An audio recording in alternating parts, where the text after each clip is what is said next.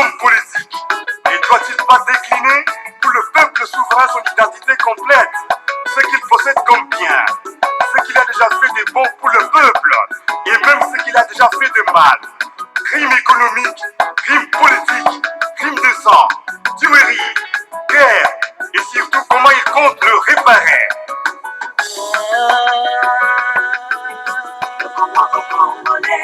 Toutes les motos de mon abendele ya Congo, Congo, Congolais, Congo,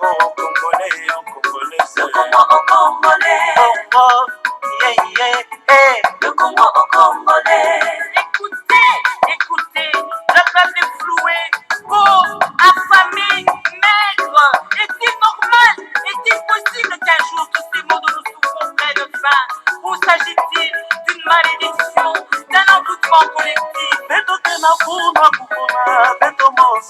Le Congo au Congolais.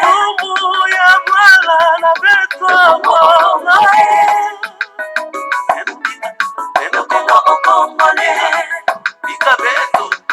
Le Congo au Congolais. Le temps de plonger dans l'irritation perpétuelle contre ce méchant est révolu. Car plus jamais, nous n'accepterons que des personnes sans aucune qualification assument des fonctions ni au sommet de l'État, encore moins à la tête des entreprises publiques. Leo kuishi yetu imekuwa au Congolais. kitu kiasipo mwenyewe. Le Congo au Congolais. Mtu wote anakuya kubeba kazi ya mambo. Vivre inanyobeka. Mungu saidia Kongo twende mbele. Kongo.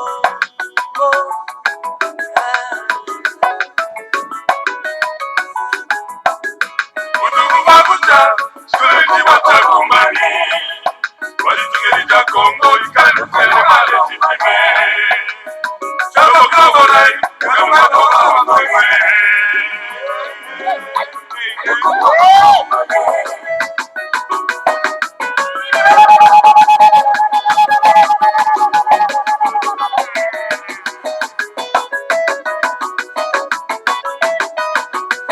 ainsi, nous saluons avec la dernière énergie la venue de la Troisième République tant attendue et dont plus de 5 millions de Congolais ont payé au prix fort de leur vie. Marquons nos pas sur les traces de l'histoire. Posons des actes qui serviront d'exemple aux générations futures. Le Congo au Congolais.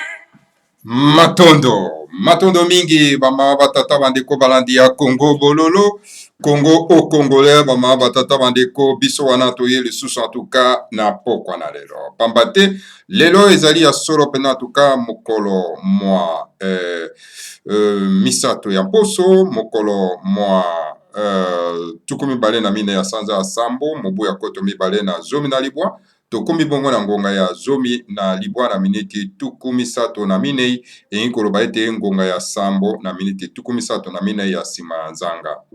Alors bama batata bandeko balandi ya Congo bololo topesi bino banso bayenge bambote balosako na bino banso bino ba oyo bozwi litomba solo pena tuka ya kolanda biso solo pena tuka na pokwa na lelo ezali wa bino mbuta bopele bobala elingi koloba malamu koloba toye tokoka solo pena tuka kosolola lelo en tout cas tozali solo pena tuka na teme moko oyo totie likolo na mesa teme oyo wapi en tout cas bama batata bandeko le grand maître Fumumanda Semi asali diagnostic bama batata bandeko na situation ezali koleka na kati ya mboka na biso a tracé l'historique ya mboka na biso bama batata bandeko le grand maître Fumumanda Semi alobi.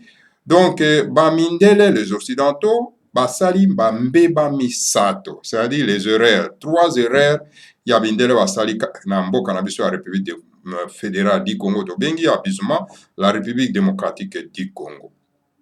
Tokore nimera bino en tout cas les 3 erreurs. Oyo bambeba misato, oyo bamindele basali na mboka na biso. Esengeli toyeba ko diagnostiquer situation ya mboka na biso po toyeba kobunda soki toyebi ko diagnostiquer te kokenda kokundole sika bokono ezali te tokoyeba bamama batata bandeko kobunda malamu te. Tokoki koloba ke toza ba combattant, toza kobundela mboka, mais esengeli tosala diagnostic mpona nini en tout cas situation ya mboka na biso ezali boye. Alors banani oyo bazali solo mpenza na nsima ya situation toza na yango, banani oyo basali ke biso toza na ndenge tozali lelo bamama batata bandeko. Alors donc yango wana le grand maître Fumbwana Semi asali diagnostic akei koyebisa biso mbeba oyo ba mindele asali mpona mboka na biso mpo toza na situation oyo toza nango lelo. Alors sans plus tarder tokokende be na bombangu mpenza bamama batata bandeko kopesa bino solo mpenza en tout cas diagnostic ya le grand maître Fumbwana Nsemi oyo asali mpona likambo oyo etali solo mpenza en tout cas mboka na biso. Le grand maître alobi erreur ya liboso ezali solo mpenza en tout cas alobi ezali 3 points. Erreur ya liboso ezali c'est-à-dire que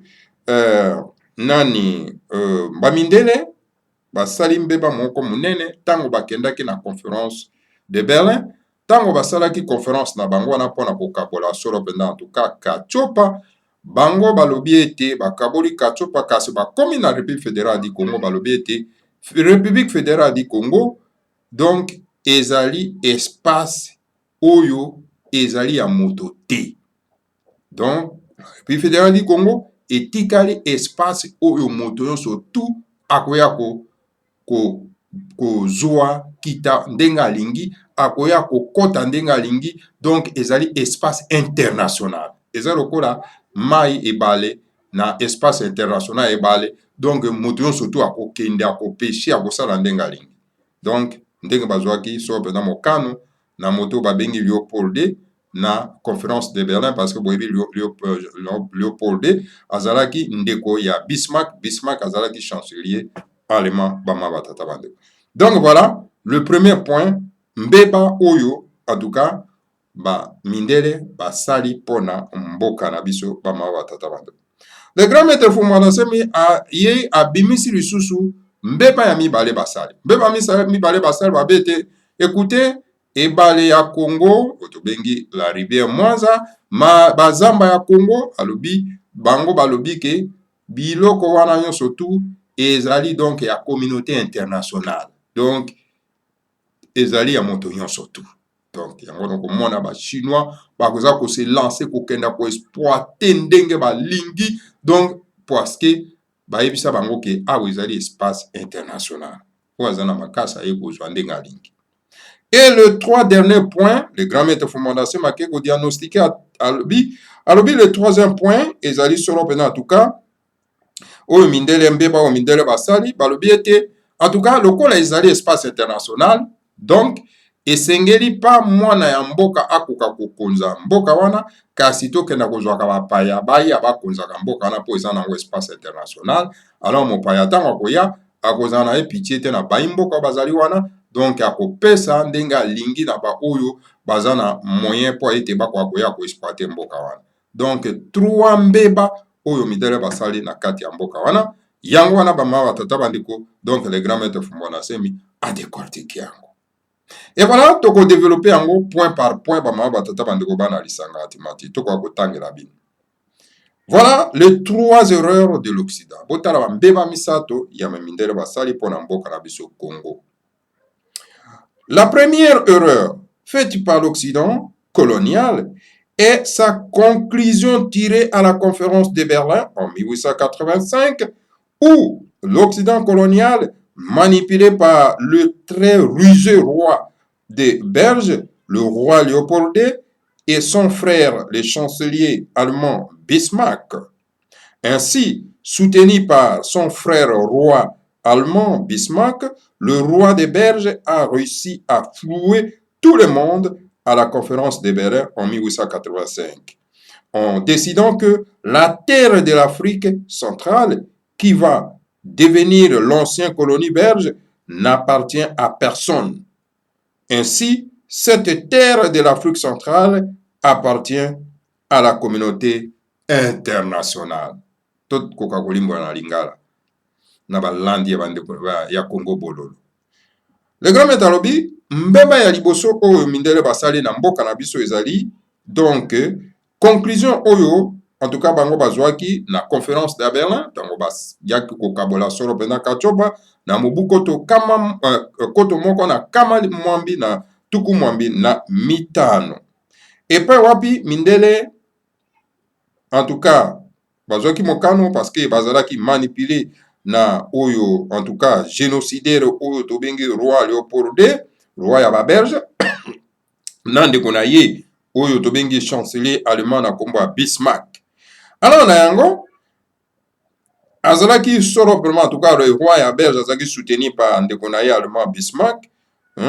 Donc bango mibale ba tombaki comme accord et pa wapi ba yaki kozwa mokano évidemment ba memi ba mindele surtout na saki wana ba yaki kozwa mokano balobi ete la République fédérale du Congo ezali ko appartenir na moto moko te, ezali ko appartenir na ensemble ya communauté internationale.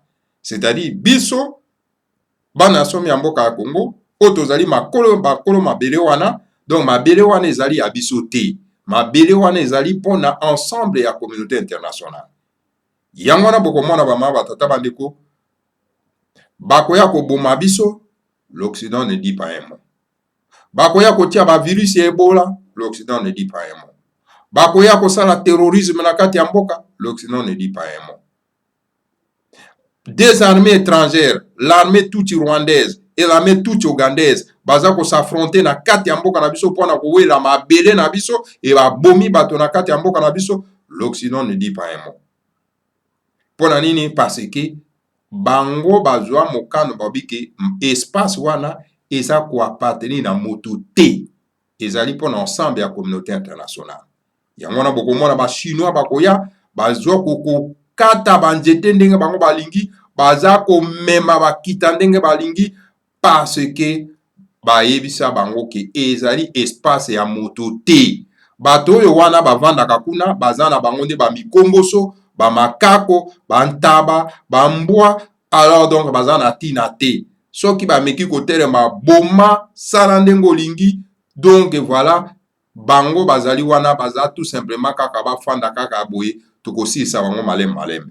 Yango wana boza komona ndenge makambo eza kokenda lelo bama batata bandeko. Donc voilà mbeba ya liboso oyo bamindele basali na mboka na biso, yango wana tozali komona pasi, to yango wana moni tozali kosouffrir, yango wana tozali na mikakata na kati ya mboka. Le grand maître faut moment ma décortiquer donc mbeba oyo bamindele basali na mboka na biso. Alors, le grand maître Fumbanase Malobi, en ma qualité de grand maître de la sagesse Congo, je dis 3 fois non, car en effet, Silicon Valley appartient à qui? Et il appartient aux Américains des USA. La forêt de l'Amazonie appartient à qui? Cette forêt vitale de la planète Terre appartient aux Brésiliens de peau rouge. Grand maître de formation Malobi, na qualité nangaya le grand maître de la sagesse Congo, nalobi était na qualité nangaya molakisi monene ya bokoko ya Congo, nalobi yango mbala misato ke eza bongo te. Pamba te soki totali malamu plutôt Silicon Valley ezali ya banani. Soki totali malamu Silicon Valley ezali ya ba Américain na kati États-Unis d'Amérique. Bongo zamba ya Amazonie ezali ya banani. Alobi zamba ya Amazonie oyo ezali solo pena en tout cas pumo monene pona lobiko ya bato na kati ya mokili ezali ya ba Brésilien ya ba po ya loposo ya motane. L'Afrique centrale, le bassin du fleuve Congo, le fleuve Mwanza, donc le puissant fleuve, appartient à qui? En ma qualité de grand maître de la sagesse Congo, je réponds que le bassin du fleuve Congo, du fleuve Mwanza, appartient donc au Bantou de l'Afrique centrale. C'est-à-dire au Bas-Congo, au Baluba, donc les neveux de Bas-Congo, au Mongo, au Bangala, au Bakuba, au Balamba, au Lunda, au Basanga, au Balubakati, je veux dire, au Maniema, au Bashi, au Manianga, donc au Anyanga, au Nande, bongo na bongo. L'Occident a commis l'erreur de congoliser tout le monde en Afrique centrale. Mais moi, en ma qualité de grand bantou et successeur de Nelson Mandela, qui connaît la culture bantou, je dis ceci. Le mot congolais est simplement la traduction française du mot Mokongo ou Congo. Les Nandais sont des bantous, mais ils ne sont pas des Congolais. Les Bashis sont des bantous, mais ils ne sont pas des Congolais. Les Bangalas sont des bantous, mais ils ne sont pas des Congolais. Les Maniema sont des bantous, mais ils ne sont pas des Congolais, etc. Je vais d'abord expliquer. Le grand maître Fumana Sembi, a koti lisusu akobi akomi koloba alobi boye alobi katsopa ya kati pe bassin ya fleuve Congo oyo tobengi yango solo penda ebale ya Mwanza ebale ya makasi ezali ya banani atuni motuna alobi na qualité na ngai ya le grand maître de la sagesse Congo nakoki koyanola ete ebale bassin pe ebale ya fleuve Congo ya fleuve Mwanza ezali ya race bantu, donc ya katsopa ya kati elingi koloba ezali ya bakongo ya baluba, donc ba neve ya bakongo ezali ya bamongo ya bangala ezali ya bakuba ezali ya balamba ezali ya balunda ezali ya basanga ezali ya balubakati ezali ya maniema ezali ya bashi ezali ya banyanga ezali ya banande bongo na bongo. Donc ebale wana pe zamba wana ezali ya donc ya baimboka bama batata bandeko bana lisanga atimati. Alors tala embeba ya mibale ya monene oyo bamindele basali na kati ya mboka na biso. Bango balobi boye tikana kwa kotanga yango na lokota lo français ndenge le grand maître Fumanda Sembi alobi. Alobi, l'Occident a commis l'erreur de congoliser tout le monde en Afrique centrale. Mindele basali mbeba monene ya kokomisa biso nyonso tu ba Congolais. Ok, biso nyonso tu toza ba Congolais te, ba mama batata bana. Mbeba moko monene ya kokomisa biso ba Congolais na Afrique centrale.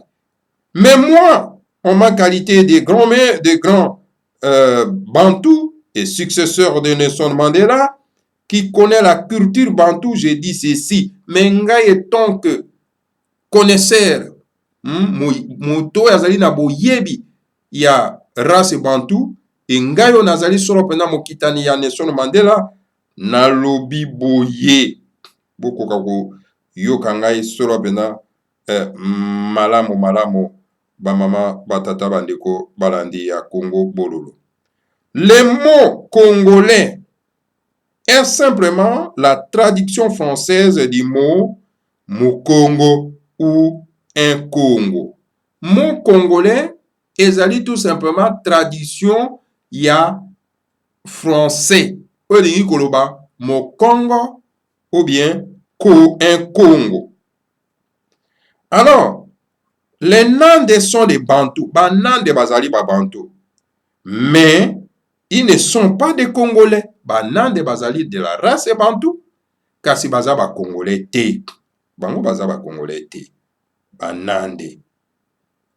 Alors, les Bashi sont des Bantous, mais ils ne sont pas des Congolais. Les Bashi bazali ba Bantou de la race Bantou. Kasi baza ba Congolais te.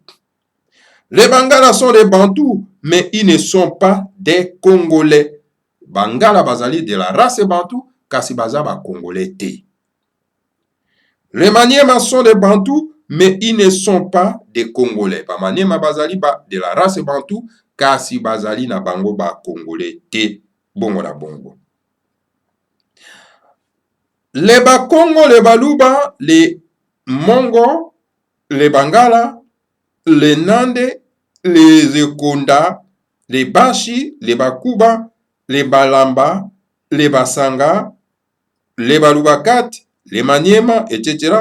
sont des hommes comme les Anglais, le Portugais, les Français, les Allemands, les Suédois, les Roumains, les Polonais, etc. Omoni Bakongo, Baluba, Bamongo, Bangala, Banani susu, Banande, Banani Subaikunda, Babashi, Bakuba, Balamba, Basanga, Balubakati, Bamaniema, bongo na bongo, bango nyonso tu baza lokola ba-anglais, baza lokola ba-portugais, baza lokola ba-français, baza lokola ba-allemand, baza lokola ba-suédois, baza lokola ba-roumain, baza lokola ba-polonais, et bongo na bongo. Dire que la terre de ces Bantous n'appartient à personne. Ainsi, n'importe quel prédateur du monde entier peut venir y faire tout ce qu'il veut. C'est une injure très grave aux Bantous. Alors koya koloba ete mabele oyo ya Katiopa ya kati, mabele oyo ya République fédérale du Congo, oyo ezali mabele ya race Bantou eke ezali ko appartenir na moto moko te. Alors wana en tout cas ezali kama moko monene ba mama tata bandu. Alors eke lokola eza ko appartenir na moto te, n'importe qui, un terroriste, un voleur, un vautour, moto aliboma, moto ya mobomi, ndoki, akoki koya na kati ya mabele wana, auti na mokili nyonso tu, akoki koya na mokili wana, pona ete akoka solo penda kutuka kosala nyonso oyo alingi. En tout cas wana ezali solo penda mafinga monene pona biso bato tovandi na kati ya mabele wana ba mama tata bandeko. Ezali mafinga monene penza. Alors, le grand maître Fumase Mapoussana Lobi, notre pays est doté de matières premières fantastiques. Le cuivre, le pétrole, le bois, bongo, etc. Ce qui nous manque, c'est la technologie moderne et le financement donc adéquat. Donc, mboka na biso eza na bakita ebele. Kasi eloko eza kozanga biso tout simplement technologie ya sika pe na ba équipement na ba moyens de financement po ete tokoka solo pena en tout cas ko exploiter kita wana o eza na kati na mabele na biso ba mama batata bandeko. C'est pourquoi le projet de société du parti politico-religieux Bundu dia Congo d'exploiter ces matières premières en partenariat avec tout le pays du monde qui a la technologie moderne et le financement qui nous manque. Ce sera dit gagnant-gagnant. Nous allons donc partager les bénéfices avec ce pays du monde. Il va transformer sa part chez lui, tandis que nous autres, nous allons nous servir de notre part des bénéfices pour moderniser les pays et améliorer la vie de notre peuple bantou. Donc voilà, le grand maître Fumanda Malobi. Alors, problème na biso ezali, c'est-à-dire que tozo zanga technologie, oyo ko permettre peu na moyen de financement, oyo ko permettre biso to ko exploiter kita na biso. Kasi lokola ndenge ezali bongo. Biso to ko travailler na bato nyonso tu ya mokili. Alors, poto koka ko exploiter ensemble kita ya mboka na biso. Mais ekozala solo pena en tout cas na lolenge ya gagnant-gagnant. Et kolbake toko kabola solo pena bénéfice oyo toko sala. Bato oyo ba ko exploiter mabele na biso bakozwa oyo bango bénéfice na bango bake solo pena ko moderniser mboka na bango. Biso ya biso toko zwango po ete toko ko bongisa mboka na biso toko ko tonga yango. Voilà tokoti sikoyo na mbeba misato. Bomoni mbeba liboso conférence de Berlin na 1885 ndenga bakendaki kosangana kuna balobi ete bazwi mokano babe ete mabele ya République fédérale du Congo eza koappartenir na moto moko te, ezali koappartenir na moto nyonso tu ya mokili, moto nyonso tu, na bambwa na banini tu, na banyama nini tu bakoki koya koexploite mabele wana. Donc eza moto te, bato bavanda kuna baza na bango basentinere, baza na bango bakolomboka te. Donc biso toza na biso bato pamba basentinere, mabele wana eza ya biso te, ezali ya mokili mobimba ya bato nyonso tu. Mbeba ya liboso na conférence de Bernard Mangoussa 85. Deuxième mbeba bamama batata bandeko bana lisanga timati touti kotangela bino, c'est-à-dire kokomisa biso nyonso tu de la race bantu tokomi bacongolais. Et pourtant biso nyonso tu toza bacongolais te, parce que le mot congolais ezali appellation ya bafrançais oyo elingi koloba mukongo ou bien un Congo. Alors tandis que biso nyonso tu toza bakongo te, biso nyonso tu toza bakongo te, parce que toza na kati ya mboka bangala bambasi balamba banini tout ça bomoni tuutu tanga wana eza lokola ndenge tozali na mokili mapoto baanglais baallemand bafrançais baportugais baespagnol baitalien bongo na bongo baserbe bakosovo baalbanais etc. Alors donc voilà mbeba ya mibale yango wana kokomisa biso nyonso tu tokomi bacongolais. Toketi sikoyo na eteni ya suka mbeba ya misato ezingi koloba nini? Mbeba ya misato ezali solo pena en tout cas tokwa kotanga la troisième erreur de l'Occident qui pense que pour mieux piller les matières premières de notre pays, il faut nous imposer un étranger comme président. Et pourtant, le premier président, Mbuta Savubu, Mukongo, n'a jamais interdit à l'Occident de continuer à exploiter les ressources congolaises.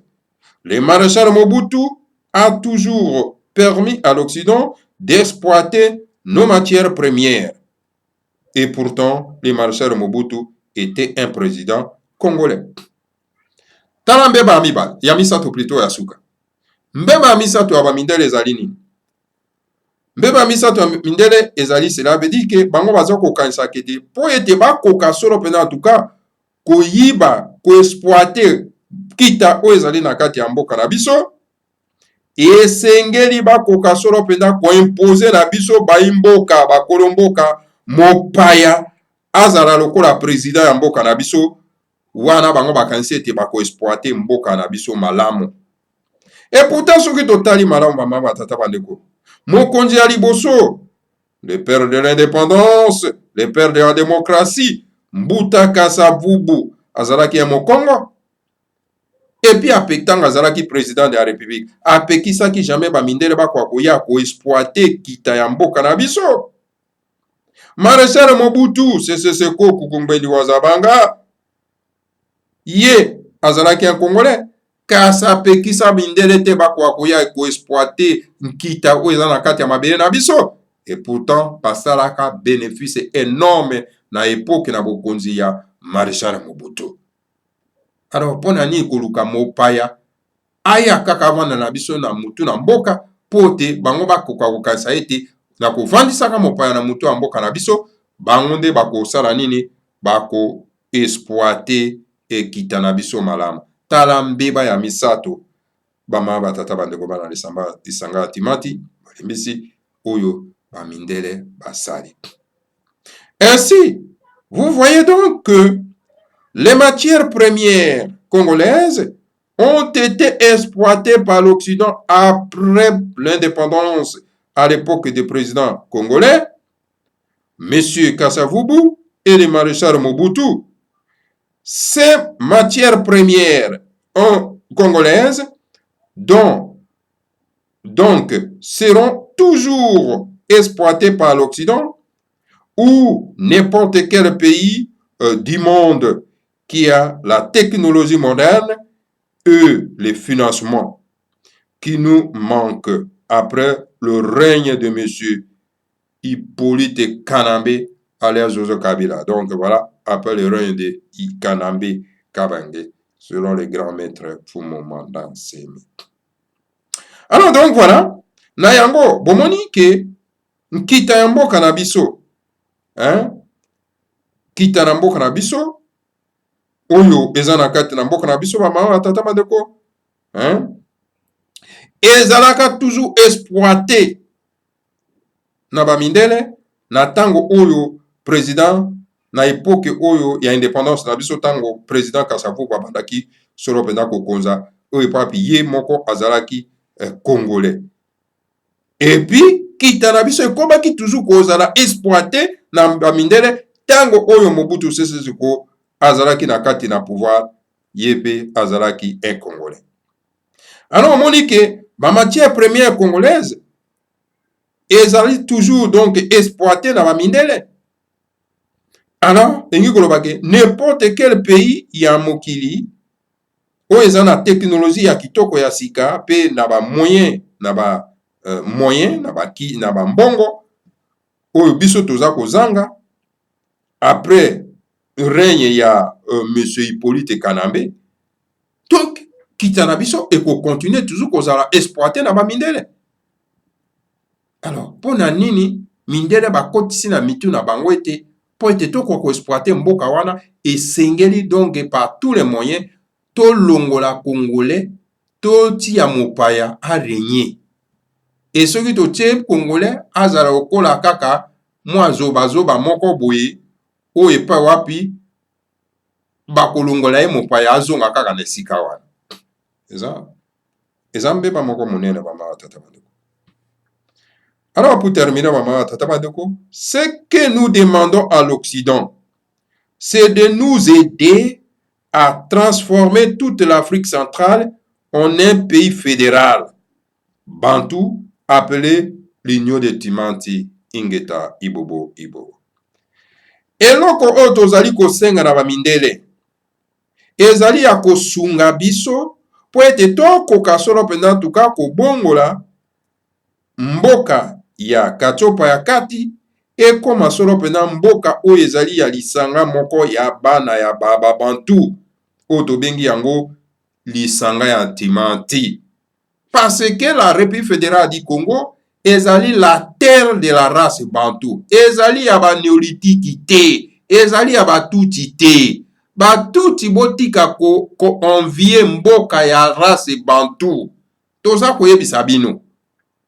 Boza ko sakana na biso lelo. Lobi boko sakana te. Boza ko sakana na ba race bantu lelo po balali na likolo na morceau biblique. Po baza ko bombarder bango na ba verset biblique ya ba paya. Baza ko bombarder bango na ba morceau biblique ya ba pasteur économique. Ba binzambi. Mais lobi ba ko lamuka. Mais place na bino ekozala wana te. Ekozala bilelo po na bino. L'Uganda, président ya Uganda azali kotambusama na oyo tobengi Museveni, et Museveni c'est un Tutsi. Rwanda ezali kotambusama na Kagame, et Kagame c'est un Tutsi. Mais bango baza na hégémonie, je veux dire, ya koluka ndenge nini bakoki kozwa mabele ya race bantu par ruse. Bomona kibino moko bitumba bimaka na kati ya este kuna entre ba élément terroriste ya Museveni na ba élément terroriste ya Kagame ba yeko bunda sur le terrain ya République fédérale du Congo ya terre ya race bantu. Il y a eu des morts parmi la race bantu. Et ça, les mana mokiro te bama batata bande. Et baza ko continuer ko tirer toujours ficelle. Mais boye ba yango ete butu tongo ata etane butu ekokoma. Ata butu eyindi tongo ekotala na kaka. Ata boza komona la race bantu. Ezali bombardé par des morceaux bibliques et par des pasteurs vautours, par les prophètes et les bishops. Il y a magiciens, lobi bakolamuka. Les jours qui vont se réveiller, et ça sera trop tard, alors donc le monde et Koya Koloba était Batouana Bazali méchants et pourtant ne sont pas méchants. Nous sommes en train de vous avertir. Maman Matata Mandekobana et Sangat Mati, oh wana vraiment bref, maye oyo na yaki ko memelabino en tout cas, na poko na lelo, ba 3 mbeba, le 3 erreurs, où le grand maître Fumwana Semi a diagnostiqué oyo mindele basali na kati ya mboka na biso. Bokoka ko retenir yango. Erreur ya liboso ezali donc na conférence de Berlin, donc koloba ete l'Afrique centrale, donc la République fédérale du Congo, ezali donc espace moko international. Moto nyonso tu akoya ko exploiter na ye eza ko appartenir na moto te. C'est-à-dire vous la race bantu babana kati ya mboka wana boza na bino donc ba bibwele ba nyama ata ba ko bwakela bino ba virus Ebola, virus ya sida bosila po eza espace international, on n'a pas besoin de vous na kati ya mboka. Tala erreur monene yango wana.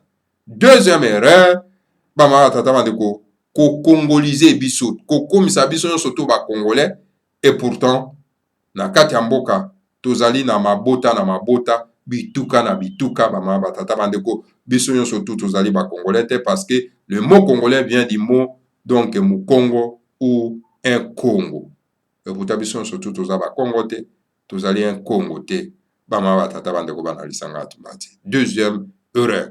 Troisième erreur enfin, bama batata bandeko ezali likambo ya mindele kokanisa na mitu na bango ete po ete bakoka koyiba kita ya Congo esengeli bakenda kozwa mopaya baimpose ye na bakongolais comme ça po bakoka koyiba kita malamu. Tala mbeba ya misato ya grave o mindele basali yango wana bomoni toza kokufa lelo bama batata bandeko, mboka eza kotambola te, mboka ebebi. Alors likolo ya ba erreur oyo mindere basali na kati ya mboka na biso. Alors voilà, le grand maître Fumwana m'a diagnostiqué. Alors ceux to comprendre vraiment diagnostic ya le grand maître, toye ko constater que virus yango ezande kuna, alors to koya siko ko attaquer virus wana de façon que tokoka ko soigner vraiment bokono o ezana kati na mboka na biso po ete lobi ko koyaba ma batata bandeko bana lisanga tumati. Matondo mingi na bino banso bolandi biso na kati na Congo bololo wana ezalaki solo penda Congo dieto ale grand maître Fumwana Semi bokoki kotanga yango solo penda Congo dieto numéro 3461 eyi koloba Congo dieto koto misato na kama mina na tuku moto bana moko. Matondo mingi na bino banso bama batata bandeko. Donc voilà, botika na kimia bakulu. Voilà, que le Seigneur à Congo vous bénisse tous. Bénisse Fumwana Semi et bénisse la République fédérale du Congo, Ingeta, Ibobo, Eibo. Maton.